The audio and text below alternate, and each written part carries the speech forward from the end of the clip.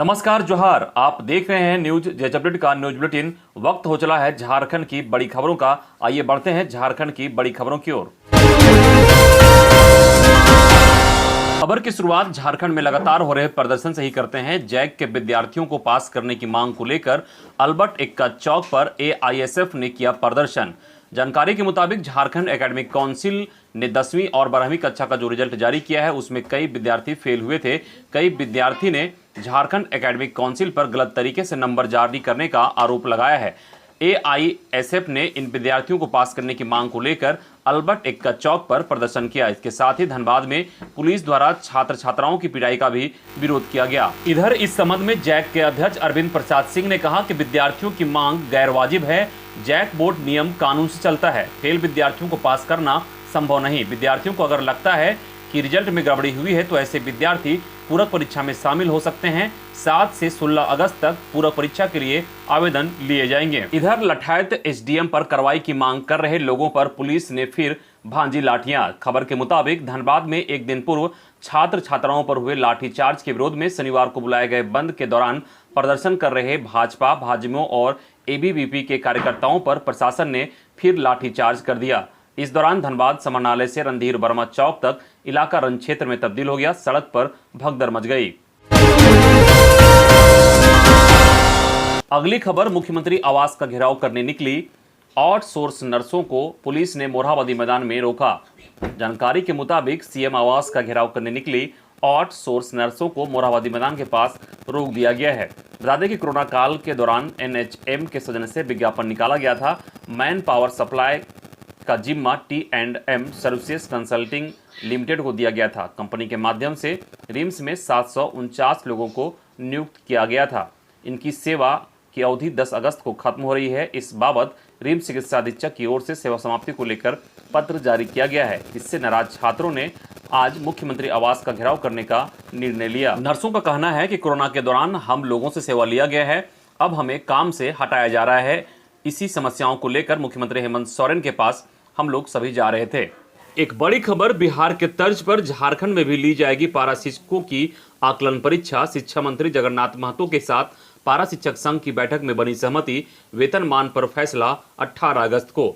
पारा शिक्षक संघ के प्रतिनिधियों की आज शिक्षा मंत्री जगन्नाथ महतो के साथ बैठक हुई। इस बैठक में शिक्षा सचिव राजेश शर्मा, प्राथमिक शिक्षा निदेशक डॉक्टर शैलेश चौरसिया और पारा शिक्षक संघ के 8 प्रतिनिधि शामिल थे। बैठक के बाद शिक्षा मंत्री ने मीडिया से बात करते हुए बताया कि 18 अगस्त को पारा शिक्षकों के मांगों पर फाइनल निर्णय लिया जाएगा। आज की इस बैठक में बिहार में बनी पारा शिक्षक नियमावली की तर्ज पर यहां भी निर्णय लिए जाने पर सहमति बनी है। आकलन परीक्षा ली जाएगी, इसके लिए 3 चांस दिए जाएंगे। पास करने वाले पारा शिक्षकों को ही वेतनमान पर रखा जाएगा। वेतनमान सहित अन्य मांगों पर निर्णय के लिए 18 अगस्त को बैठक होगी। अगली खबर, जेएसएससी नियुक्ति नियमावली भाषा विवाद को ले सियासत शुरू। सत्तारूढ़ दलों में भी दरार। तृतीय और चतुर्थ श्रेणी की नौकरी की परीक्षा में सिर्फ 12 क्षेत्रीय भाषाएं ही हुई शामिल।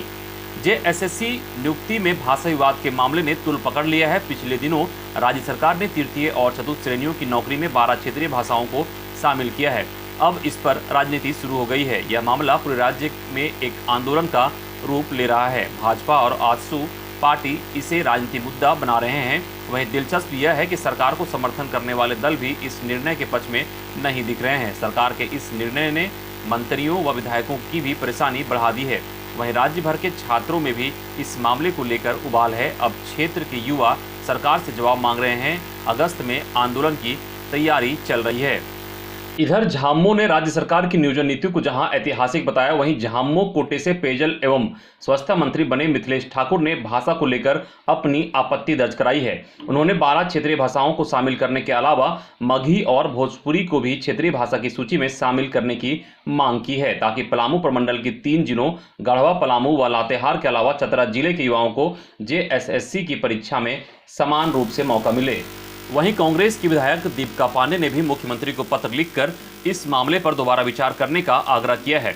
उन्होंने कहा है कि मंत्रिपरिषद द्वारा झारखंड कर्मचारी आयोग द्वारा आयोजित किए जाने वाले परीक्षाओं में क्षेत्रीय भाषाओं की सूची में हिंदी, अंगिका, मैथिली, मगही, भोजपुरी आदि को शामिल नहीं करने से राज्य के युवाओं में घोर निराशा है।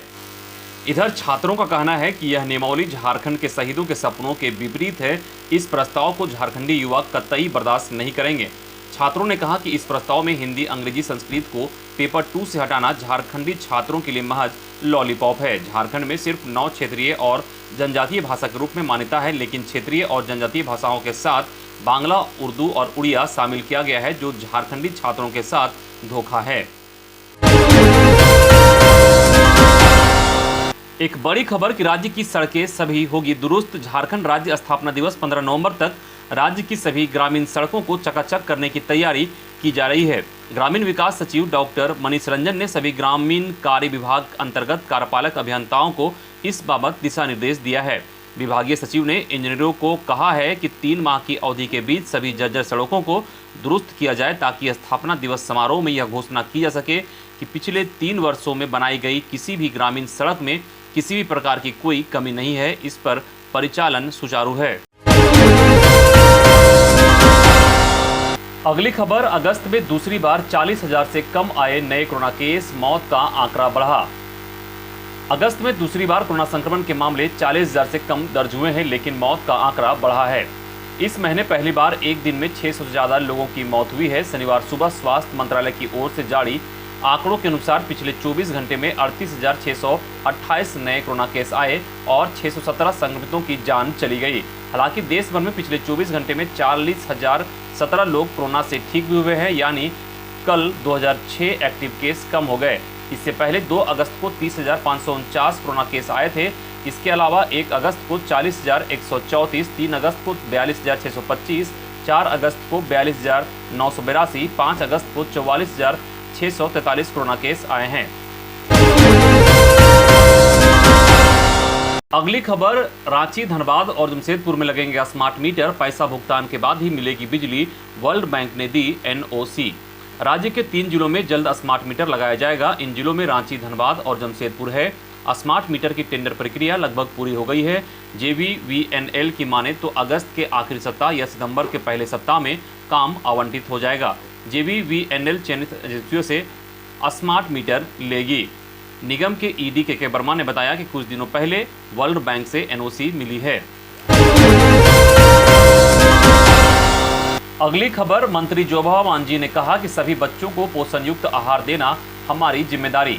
विश्व स्तनपान सप्ताह कार्यक्रम का समापन समारोह सरायकेला प्रखंड अंतर्गत छोटा टांगरानी विद्यालय परिसर में आयोजित किया गया। कार्यक्रम में मुख्य अतिथि के रूप में राज्य की महिला, बाल विकास एवं सामाजिक सुरक्षा विभाग की मंत्री जोभा मांझी उपस्थित थी। जोभा मांझी ने इस मौके पर कहा कि जिले के सभी बच्चों को पोषण युक्त आहार देना हम सब की जिम्मेदारी है। उन्होंने सभी आंगनबाड़ी सेविका एवं समाज कल्याण विभाग अंतर्गत कार्यरत दीदियों को अपने पोषण क्षेत्र में धात्री माताओं एवं बच्चों को पोषण युक्त आहार संबंधी जानकारी देने की अपील की।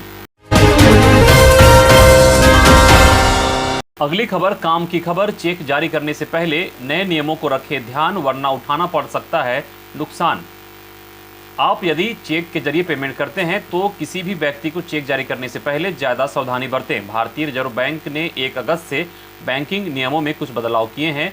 केंद्रीय बैंक ने अब 24 घंटे बल्क क्लियरिंग की सुविधा उपलब्ध कराने का निर्णय किया है। इस महीने से नेशनल ऑटोमेटेड क्लियरिंग हाउस 24 घंटे काम कर रहा है। अब चूंकि NCH सभी दिन काम कर रहा है, इसलिए आपको चेक के माध्यम से पेमेंट करते समय अतिरिक्त सावधानी बरतने की जरूरत है, क्योंकि चेक यह क्लियरिंग के लिए जा सकता है और नॉन वर्किंग डेज छुट्टियों पर भी इसे भुनाया जा सकता है। इसलिए चेक जारी करने से पहले यह सुनिश्चित करें कि बैंक अकाउंट में पर्याप्त राशि हो, नहीं तो आपका चेक बाउंस हो जाएगा। चेक बाउंस होने पर आपको पेनल्टी राशि देनी होगी।